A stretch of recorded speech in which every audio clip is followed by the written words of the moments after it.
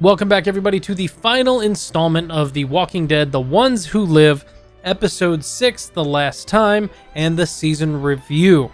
Now, this is only a one-season show, so every episode here matters, and I did have some concerns in my previous reviews about how this episode was going to go, and some of that is still relevant. However, this episode was quite good. My overall ranking for this episode would be about a 9. It is very good. The acting is outstanding as always with these characters, and the writing was pretty good. Now, I do feel that certain characters didn't get as much love or attention as they should have had towards the end, but we did get a nice wrap-up for a lot of the different things that were going on, as well as a nice wrap-up for Rick and Michonne. Now, that being said, there were some things in the show that I think could have been done better or explained better, especially because of previous episodes eating up so much airtime that could have been storytelling for these kind of loose ends or quick rushes that we got at the end. But overall, it was a very solid final episode.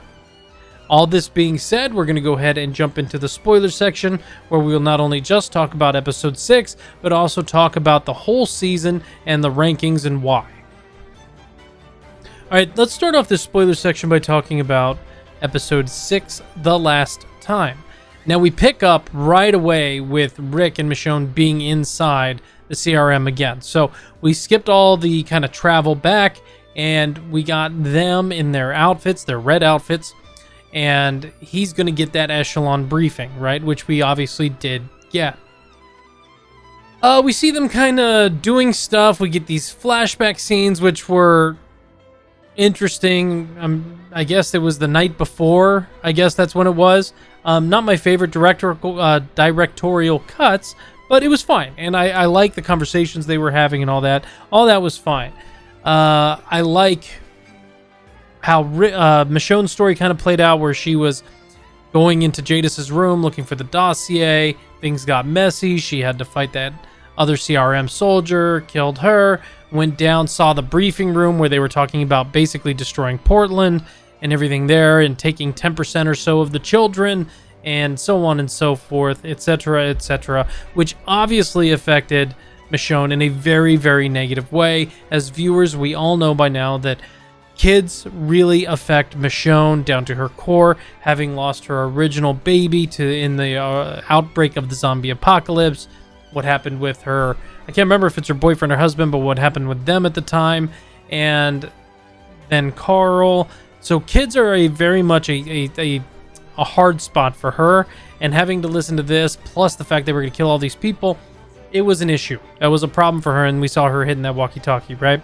Meanwhile, we got Rick in Beale's office, and we're getting the echelon briefing. Now, the echelon briefing was good, not as much of a dramatic reveal as I was hoping for, but good enough and about what I thought it would be, and it was a good scene, and I really liked it once they really got into the meat of it. The other conversations with Beale in this episode I thought were kind of meh, and didn't really, I was actually playing a nap game while I was listening to it. But I did stop for the echelon briefing because things got a little good, and I wanted to really pay attention to it a lot.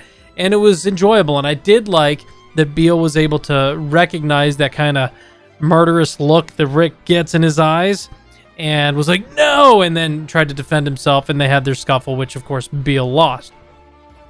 Which, I mean, come on, it's Rick. But that was good. I enjoyed the scuffle. I enjoyed the conversation. I enjoyed the debriefing. All that was fine. My big complaint about this episode is that I don't feel Thorne got the justice she deserved for her character in this. Her character kind of felt rushed at the end, where she just kind of raged and hulked out and attacked them in not even a good way. It was actually pretty lame, and for somebody who is kind of hot-headed, I don't feel like she would have been as lenient towards them when she caught them as she did. I think she would have shot Michonne right then and there, and then ordered Rick to go back and fix what he did. So I don't think in that situation Michonne would have even made it out alive. But instead of adding to her character depth and giving her a proper send-off, it felt very rushed, and she was just kind of like a rage machine. She didn't actually have any real reason for anything other than I'm mad at you for ruining Beale. ruining the plan, which I get, but there was no emotional pull between her and Rick. She seemed like she was super vested in Rick, almost to the point of where she might have even loved him. It could have been that way. And I'm not saying it needed to be, but I feel like there needed to be more emotion from her character, and that's not the way it was written. It's not the actress necessarily. It's not the way it was necessarily written, and I would have liked to see more of an emotional pull, a struggle, even from Rick. Even he seemed to actually care for her. Not necessarily a love thing, but care for her. And he was just kind of like, screw it, whatever. You know? Which, alright, fine, but I would have liked to see more there. The end there just felt rushed, and I didn't like that. And even after everything goes boom, and they get away, then we're back in Alexandria, or on the outskirts of Alexandria, and I feel like this whole segment could have been much longer. Even 15 more minutes would have made the deal. And so the previous episode 4, where they were just talking the whole time about going back or not going back, I feel like we could have cut that down and gave more time to this ending than kind of cutting Thorne off at the knees. So yeah, that's kind of where I lie on it. I still really like the episode. I like I said, the acting, the action was fun and enjoyable. I like the close up to the actual story with Beale. I just feel like Thorne kind of got the shaft. That's kind of what I thought. And I really liked my theory that it was going to be like a Shane thing between with her and Michonne, but we didn't get that. But I think I would have liked that too. That being said, let's go through the overall ranking here. So the statistical ranking, if you add up the numbers, is going to be an 8.75. So we got a 10 for episode 1, which was very good. 2 and 3 were good episodes, not perfect, but good. And then we got that episode that I really think is what brings everything down, which was episode 4.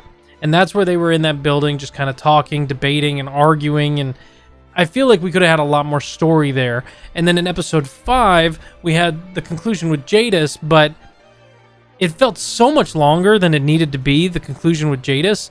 I really feel like that could have been condensed down a little bit, and we could have gotten at least some of the CRM stuff in that episode. Even if it was 10, 15, 20 minutes of the total episode, I think that would have helped the story expand and not kind of bubble in on itself as much as it did specifically for Thorne at the end.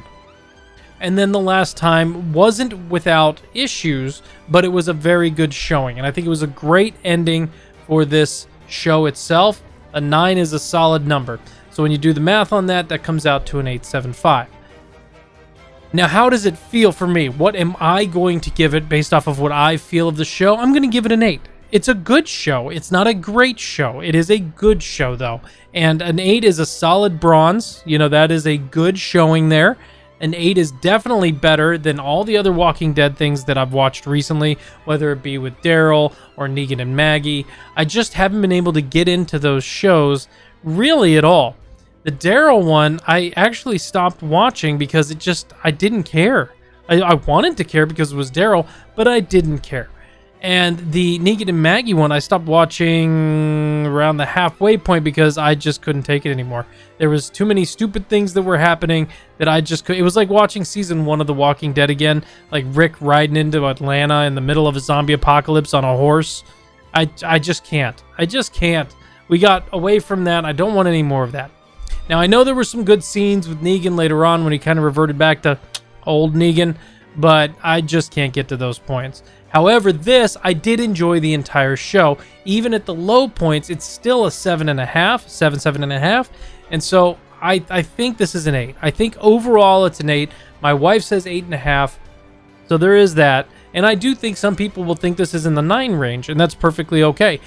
Some people might be in the 7 or 6 range. That's also okay. To each their own. And if you enjoyed it, then that's awesome. I did overall enjoy it. I just wish there were a couple loose ends that were tied up or tied up a little faster.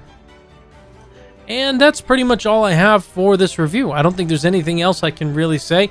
Let me know what you guys think in the comments. If you have a ranking you want to give it, put it down. Let me know. We can talk about it. I promise I won't hold it against you. Otherwise, thanks for hanging out, and thanks for following this string. If you want me to do more reviews like this, put that down in the comments as well. Otherwise, like and subscribe, and I'll see you guys in the next video. And for a perfect show, go watch Shogun. But until then, take care.